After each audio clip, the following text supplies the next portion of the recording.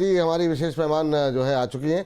Ambala ma'am, बहुत बहुत स्वागत है आपका और आपका इंतजार कर रहे थे हम। नमस्कार जी। जी नमस्कार मैम। नमस्कार आदित्य जी। नमस्कार। और मैम पहली जो है, चूंकि अभी हमारा सेगमेंट चल रहा है सेकंड वाला पीएसयू स्टॉक्स को लेकर के, तो उस पर आपकी राय जानना हम चाहेंगे। पावर ग्रिड को लेकर के आपका व्यू क्या है? अभी यहाँ पर मतलब कब उम्मीद करें कि थोड़ी सी रिकवरी आ सकती है? काफ़ी लोगों के रडार पर है ये, जो लोग फंडामेंटली बाजार को देखते पढ़ते हैं, लेकिन चार्ट्स क्या सजेस्ट कर रहे हैं, कब आएगी रिकवरी? पावर ग्रेड अभी भी खरीदने लायक है और थोड़ा सा और ज्यादा बेटर खरीदने लायक बनेगा 255 के आसपास। तो जिनका अब नजरिए पर डिपेंड है विपुल जी, कि जिनको आज से 3 महीने 9 महीने तक का होल्ड करने का व्यू है, वो यहाँ पर भी थोड़ा बहुत खरीद सकते हैं और बुरा प्राइस नहीं है ये फॉर दैट मैटर। और यहाँ से अगर आपको थोड़ा सा 3 से 3.5% और नीचे सरकेगा, मतलब रेंज में परसेंटेज में इसलिए बता रही हूँ ताकि ये समझ में आ जाए कि इतना बड़ा फर्क नहीं आएगा। तो अगर आप अभी खरीद रहे हैं तो 3.5% यानी 255 के आसपास थोड़ा सा और एंट्री बना सकते हैं, एड ऑन कर सकते हैं, जिसमें कि हमारे लिए जो पहला ही टारगेट बनता है वो अच्छा सा 285 रुपए का एक पहला टारगेट है और फिर 300 रुपए तक की यहाँ पे एक मूवमेंट हो सकती है। एंड पावर ग्रिड मुझे इसलिए आज के भाव पे इसलिए भी अच्छा लग रहा है, जिस तरह से एनर्जी चलेगी, मतलब एनर्जी सेक्टर पावर सेक्टर चलेंगे तो बनाए कोई भी सप्लाई तो ग्रिड को ही करना है। तो उस नजर से भी ये आपको अगर डिप में मिले तो खरीदारी के बारे में सोचे, मतलब अच्छे से सोच सकते हैं। और एक स्टॉप लॉस ध्यान में रखिएगा कि लगभग 240 रुपए का stop loss is more than enough, unlikely है वो हिट होना थोड़ा ठीक। सा। चलिए, अब जो है पावर में एक और, जो आपने जैसे ग्रिड की बात की, ऐसे ही डिस्ट्रीब्यूशन कंपनियां भी अपने आप में काफ़ी महत्वपूर्ण होती हैं। आरईसी और यस। पीएफसी, इस पर व्यू जानना चाहेंगे। अमित जी, आप आरईसी पे दे दीजिए और मैम से पीएफसी पे व्यू ले लेते हैं। कैसे देख रहे हैं आप लोग? पहले आरईसी पे बात कर लेते हैं। 378 के आसपास चल रहा है, इसमें भी बीच में एक रिकवरी आई है, लेकिन कितनी सस्टेन करेगी, ये बड़ा सवाल बना हुआ है। तो आई थिंक अच्छा अमित सर आवाज आ रही है? यस यस विपुल जी, आरईसी को मैं ट्रैक नहीं करता हूँ विपुल जी। अगर अंबाला जी इस पे हाँ, पीएफसी करते हैं, पीएफसी या फिर आरईसी? पीएफसी मैम से अंबाला मैम। ओके, तो मुझे आरईसी पर अभी एक व्यू देना है ना। जी जी मैम। ऑलराइट, 372 पर है विपुल जी, एंड थोड़ा सा पेशेंस रख के अगर हम बाय करें तो ज्यादा बेटर है। जो कि आपकी स्क्रीन पे 380 दिख रहा है, हाँ मुझे मैम, वो थोड़ा सा 371 10 मिनट डिले हमारे यहाँ जो प्राइस है, हाँ, तो वो थोड़ा सा। तो देखिए, जी ठीक है, तो इसमें जो प्राइस देखिए बन सकता है 360-55 आएगा, तो उस समय इसमें बाय ले सकते हैं। अभी फिलहाल थोड़ा सा और वेट करिए ताकि एंट्री बनी जाए आपके लिए, मतलब ताकि आपको एक अच्छी एंट्री मिल जाए। स्टॉप लॉस हम यहाँ पर 345 का ही फॉलो करेंगे, इससे नीचे की इसको रखने की जरूरत नहीं है।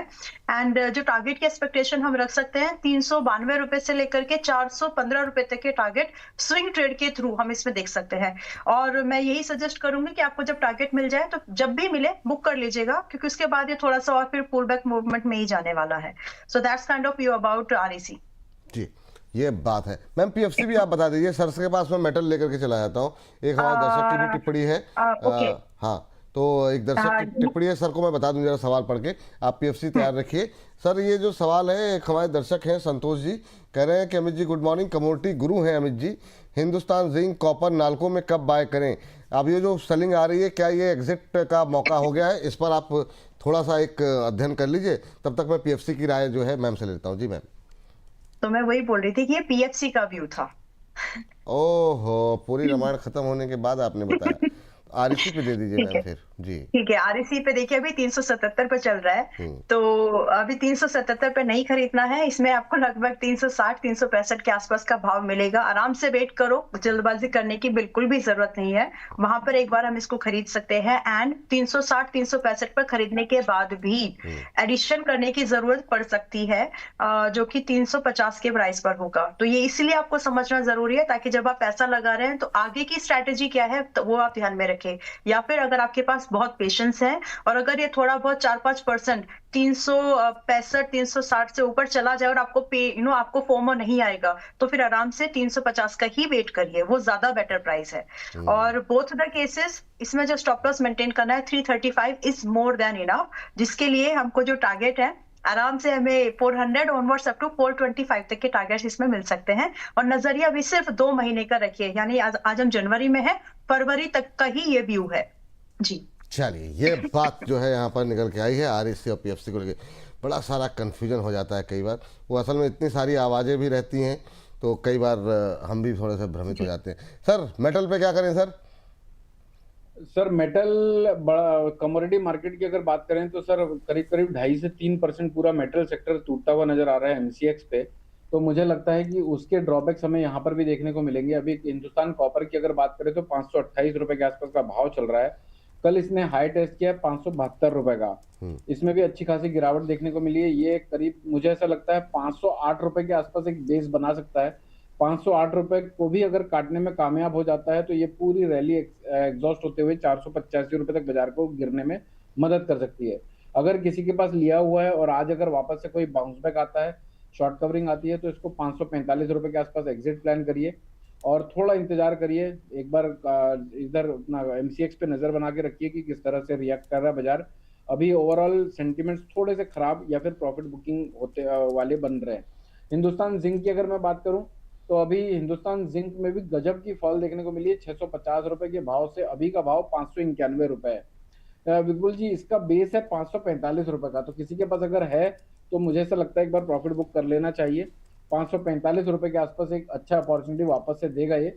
वहां पर एक बार अपन व्यू बनाएंगे कि अगर 545 में लेते हैं तो फिर इसका 500-600 रुपए का टारगेट होगा। तो अगर किसी के पास है तो एग्जिट कर जाइए। 594 रुपए का भाव चल रहा है। थोड़ा इंतजार करते हैं, देखते हैं किस तरह से सेल ऑफ कंटिन्यू रखता है। अगर किसी के पास है तो प्रॉफिट बुक जरूर करना चाहिए। तो हिंदुस्तान कॉपर, हिंदुस्तान जिंक पे राय हो गई। एक उनका और कोई कमोडिटी को लेकर के, नाल्को या हिंडाल्को पे भी थोड़ा सा देख लीजिए सर, एल्युमिनियम को लेकर के। और मैम तब तक हम लोग आप बीडीएल और बीएल पे राय जरा अपनी तैयार रख लीजिए। बाकी सारे पीएसयूज में थोड़ा ठंडापन है, यहाँ पे थोड़ी सी गर्मी आ रही है। देखिए जरा बीडीएल और बीएल में क्या अभी रणनीति होनी चाहिए। लेकिन पहले अमित सर ये बात आप अपनी कमोडिटी वाली कंप्लीट कर लीजिए। ये अपन इसकी बात करें, एचएलसी की बात करें तो अभी 909 रुपए के आसपास का भाव चल रहा है। नेशनल एल्यूमिनियम नहीं, इसकी सर हिंडाल्को की बात कर रहा हूं मैं। अच्छा। 905 रुपए के आसपास का भाव चल रहा है। मुझे लगता है कि ये एक बॉटम बनाएगा 800 रुपए के आसपास की। और कल ही इसने बढ़िया वाला, 2 दिन पहले इसने हाई टेस्ट किया 969 का। अभी भी भाव ठीक ठाक है प्रॉफिट बुक करने के लिए 907 रुपए के आसपास के भाव पे।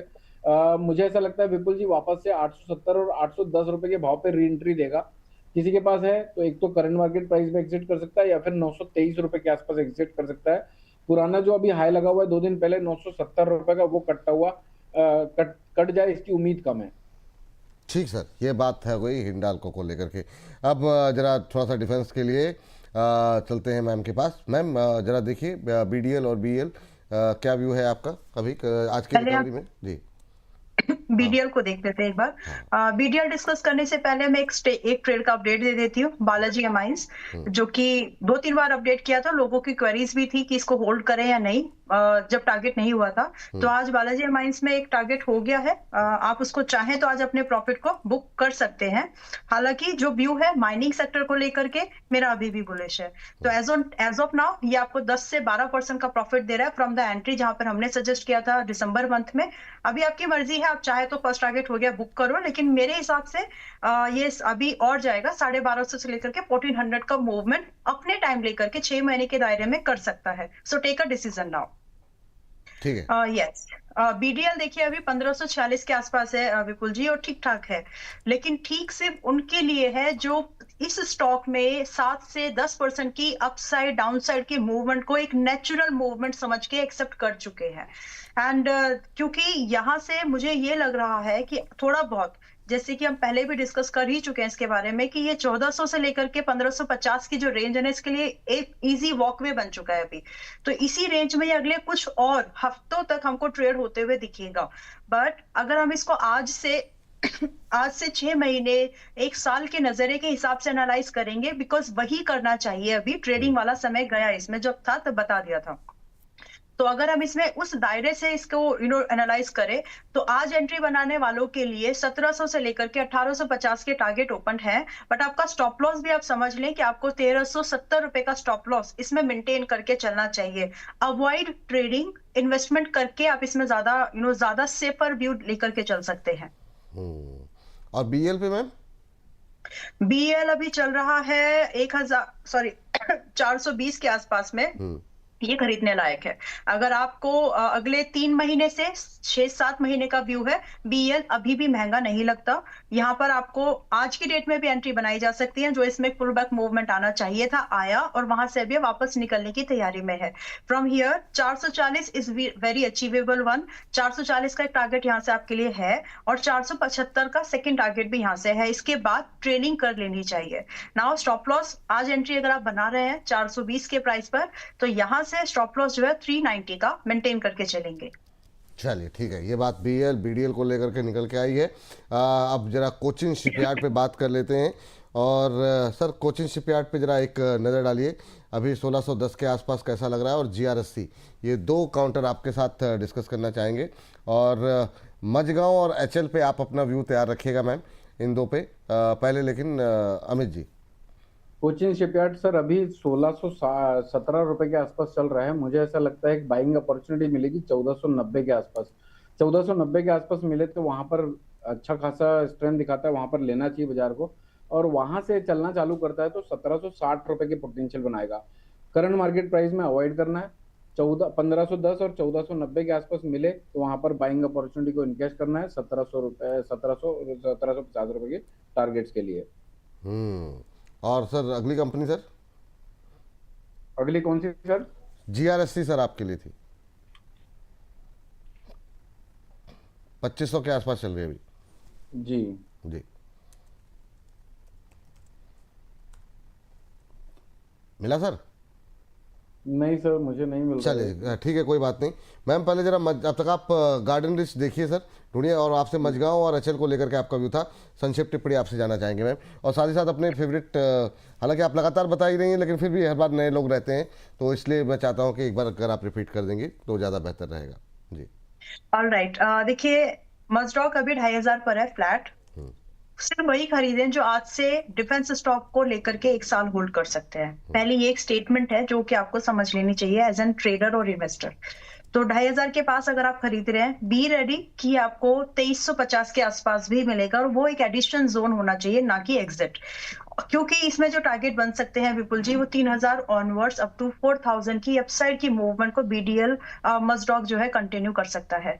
तो ये एक व्यू है कि आप अगर 1 साल का नजरिया लेकर चलें तो इन स्टॉक्स में आप एंट्री बना सकते हैं। सिर्फ बजट आ रहा है, इस मायने से अगर आप जाएंगे तो आपको पेन हो सकता है, क्योंकि वोलेटिलिटी आप एक्सपेक्ट करिए इन स्टॉक्स में। तो ये एक नजरिए के साथ, उस तैयारी के साथ इसमें पैसा डालें। रही बात स्टॉप लॉस, तो 2150 का स्टॉप लॉस मेंटेन करके हम यहाँ पर 3000, 3500 एंड 4000 की तैयारी 1 साल के नजरिए से कर सकते हैं। मैं अभी इस समय पर इन स्टॉक्स में ट्रेडिंग अवॉइड करने की सलाह दूंगी। चलिए ठीक है, ये बात यहाँ पर करके। और फेवरेट कोई काउंटर है जो अभी इन्वेस्टमेंट के लिहाज से या किसी के लिहाज से आप अप्लाई करने की सलाह देंगे, मतलब निवेश करने मुझे आइडिया फोर्ज ठीक ठाक लग रहा है। आइडिया फोर्ज अभी 480 के आसपास आ गया। 470 से बार बार बोल ही रहे हैं कि इसको खरीद सकते हैं। व्यू वही है, 1 साल का व्यू है। आप आइडिया फोर्ज को देख सकते हैं, आप डेटा पैटर्न्स को देख सकते हैं, जो कि 2700 पर चला गया। मेरी एक्सपेक्टेशन थी कि 2300 पर आ जाए, 2300 पे नहीं आया, 2400 समथिंग आया। अगर 2300 पर आता तो नथिंग लाइक दैट बढ़िया होता था। लेकिन data patterns and idea forge को हम 6 महीने और 1 साल की नजरिए से आज भी देख सकते हैं, आज के प्राइस पर। जी चलिए, तो ये बात डेटा पैटर्न को लेकर के हो रही थी। चलिए, तो ये बात हो गई डेटा पैटर्न आइडिया फोर्स को लेकर के। सर जी, सर गार्डन रिच पे आपका व्यू, और अगर एनएचपीसी सर अगर आप उस पर भी अगर अपना व्यू दे सके बहुत संक्षिप्त में बताइए सर। सर जीआरएससी अभी 2500 रुपए के आसपास चल रहा है। 2500 रुपए के आसपास। देखिए ये बड़ा वोलेटाइल काउंटर है। 3 दिन पहले इसने 2160 रुपए के आसपास का लो टेस्ट किया था। मुझे ऐसा लगता है कि अगर ये कंटिन्यू बढ़ता रहता है तो बेस्ट पॉसिबल टारगेट 2660 के हैं। 2660 के ऊपर निकलता है तो ही इसमें और अपसाइड के मोमेंटम ट्रिगर होंगे, लेकिन उसके चांसेस कम है। बेस्ट बाइंग अपॉर्चुनिटी मुझे लगता है 2000 के आसपास वापस से एक बार मिलेगी, तो यहाँ पर करंट मार्केट प्राइस में नहीं लेना है। 2660 के आसपास मिले तो एक बार प्रॉफिट बुक करना है और लोअर लेवल का इंतजार करना है।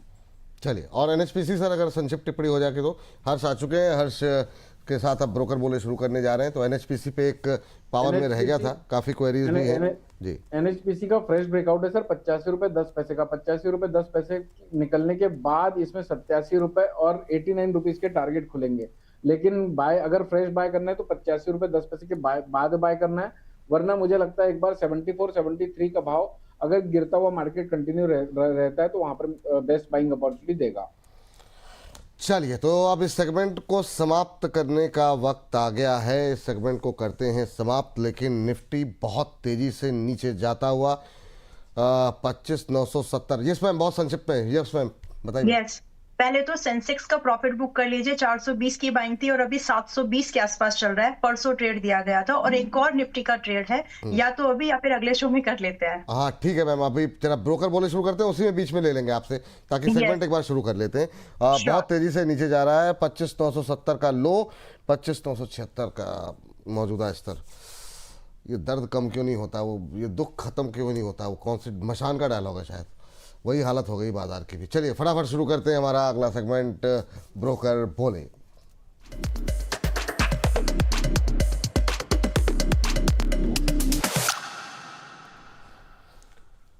ब्रोकर बोले खास पेशकश हमारी। गिरते बाजार में यही एक उम्मीद रह गई है कि कुछ अच्छे शेयरों को सस्ते दाम पे खरीद लिया जाए। कहाँ पर सलाह ब्रोकर्स दे रहे हैं, और उससे महत्वपूर्ण बात हमारे जो अपने एक्सपर्ट हैं वो उस पर मोहर लगा रहे हैं कि नहीं, उनकी क्या राय है, उसके आधार पे कहीं कुछ खरीद सकते हैं जहां 4 पैसे बन जाए। इसी पर बातचीत करते हैं। हर्ष हमारे साथ जुड़ चुके हैं।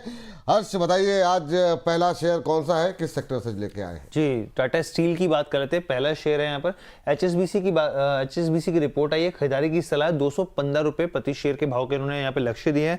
इनका कहना है कि पिछले 6 महीने में जो यूरोपियन स्टील कंपनियां हैं उनमें काफी तेजी आई है, उनको फायदा मिला है। क्यों फायदा मिला है यहाँ पर?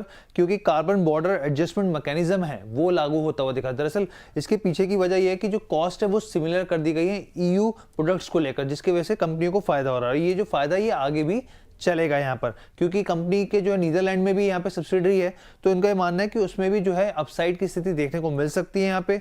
और इनका ये भी कहना है कि कंपनी के पास अच्छी खासी कैपेसिटी है 7 मिलियन टन की भी, लेकिन ये जो अंडर परफॉर्मेंस दिखा रहा है, ये इन्होंने भी, ब्रोकरेज ने भी सवाल उठाया, ये चौंकाने वाला है।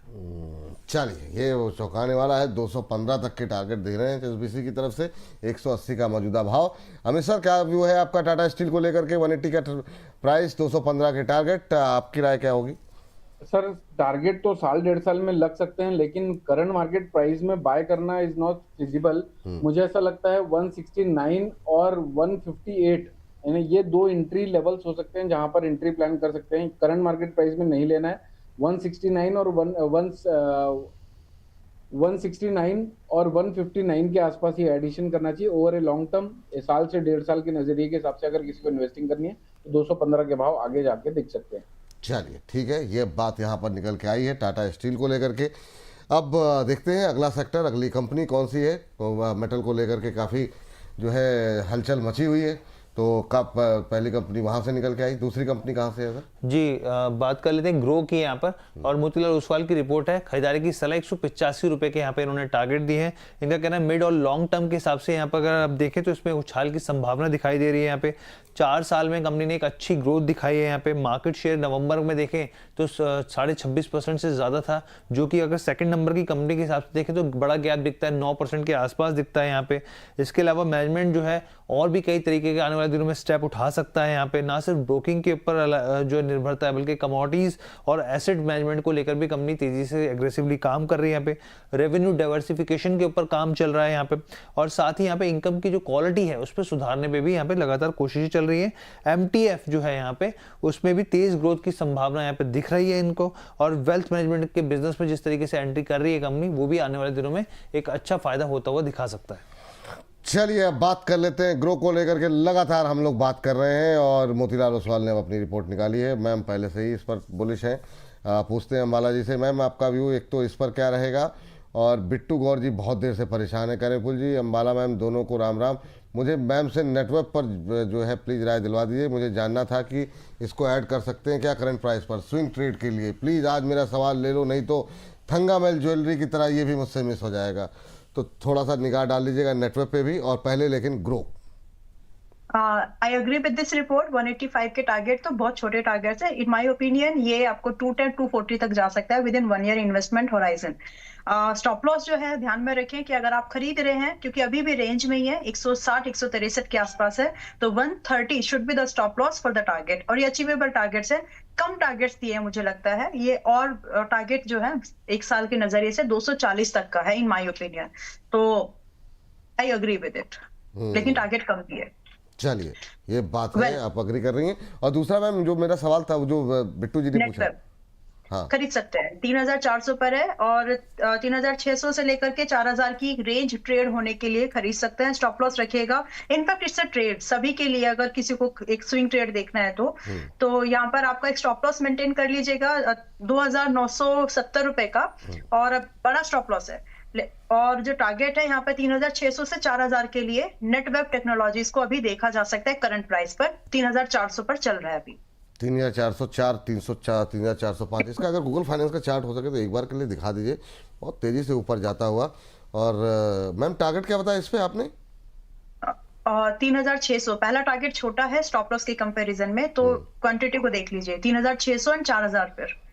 ठीक, तो ये है नेटवर्क पे जो है राय, धुआंधार रफ्तार देखने को मिल रही है। नए उच्चतम स्तर बनते हुए यहाँ पर 3405 का लेवल देखने को मिल रहा है। 1% की तेजी आप देखिए किस तरीके से यहाँ पर रिकवरी आती हुई दिखाई दे रही है। 3600 तक के टारगेट। स्टॉप लॉस क्या बताया मैम आपने? स्टॉप लॉस बड़ा है, 3000 थोड़ा सा छोटा करना ही पड़ेगा। स्टॉप लॉस 3100 का मेंटेन करेंगे तो भी चल जाएगा। 3100 3100 का स्टॉप लॉस लगाइए, 3600 का टारगेट। हाँ, ये थोड़ा फिर सा, भी हाँ, तब भी अगर देखें तो risk to reward ratio risk की तरफ ज़्यादा है, रिवॉर्ड की तरफ कम। 200 रुपये ऊपर के टारगेट और 300 रुपये नीचे जो है वो स्टॉप लॉस है। तो अब अपनी क्षमता अनुसार, अपनी, अगर आप 300 रुपये नीचे जाने के लॉस को बर्दाश्त कर सकते हैं तो फिर देख सकते हैं। चलिए, ये बात यहाँ पर है। चलिए आगे बढ़ते हैं और हर्ष के पास चलते हैं। हर्ष बताइए अगली जी, यूपीएल की बात कर लेते हैं। यहाँ पे अगली कंपनी यूपीएल की है और आप एचएसबीसी की रिपोर्ट है। खरीदारी की सलाह 925 रुपये प्रति शेयर के भाव के यहाँ पे टारगेट दिए हैं। अब यहाँ पे ब्रोकरेज में जो है यहाँ पे ग्लोबल सीड बिजनेस के ऊपर फोकस किया गया है, क्योंकि कंपनी की जो एडवेंटा यहाँ पे कंपनी है वो इस चीज़ में डील करती है यहाँ पे। और आप ये देखिए, इनका कहना है कि लॉन्ग टर्म के हिसाब से वैल्यू क्रिएशन का यहाँ पे पूरे तरीके से मौका बन रहा है। यहाँ पर ग्रोथ को सपोर्ट करती हुई चीज़ें दिख रही हैं, यहाँ पे मजबूत फैक्टर्स काम कर रहे हैं यहाँ पे। और इनका ये भी कहना है कि एडवेंटा के लिए कैपिटल मार्केट ऑप्शन भी तलाशे जा रहे हैं। यहाँ पे वैल्यू अनलॉक होती हुई दिख सकती है, कर्ज घटाने में यहाँ पे मदद होती हुई दिख सकती है यहाँ पे। इसके अलावा 5 सालों के लिए रेवेन्यू की बात कीजिए, एबिटा की बात कीजिए, उनको लग रहा है कि अगर आप कंपाउंड एनुअल ग्रोथ रेट के हिसाब से देखें तो काफ़ी शानदार परफॉर्मेंस जो है वो दिखाई जा सकती है। और ग्लोबल जो दूसरी पीयर्स कंपनी है उनके मुकाबले सीड जो यहाँ पे ये कंपनी है वो बेहतर परफॉर्म कर सकती है। चलिए ठीक है। यूपीएल पे सर क्या रहा है आपकी? 925 रुपए तक के टारगेट, एचएसबीसी की रिपोर्ट, आप सहमत हैं इस रिपोर्ट से?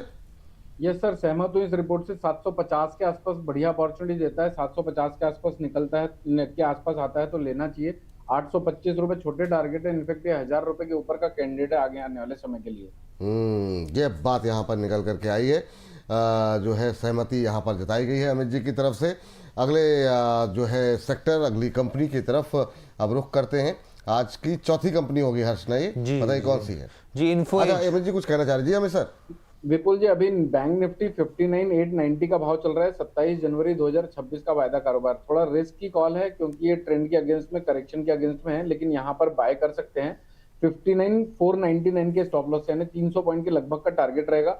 एक बार 60,300 के ऊपर निकल गया तो स्टॉप लॉस को एट कॉस्ट ट्रेल करके 61,000 और 62,000 रुपए के लिए होल्ड किया जा सकता है। स्टॉप लॉस जरूर लगाएं क्योंकि ये गिरते हुए नाइफ को पकड़ने की कोशिश कर रहे हैं हम। स्टॉप लॉस जरूर लगाएं, लेकिन ये है कि अगर रिस्क लेंगे तो वो क्या, स्कैम 1992 में डायलॉग था, रिस्क है तो इश्क है।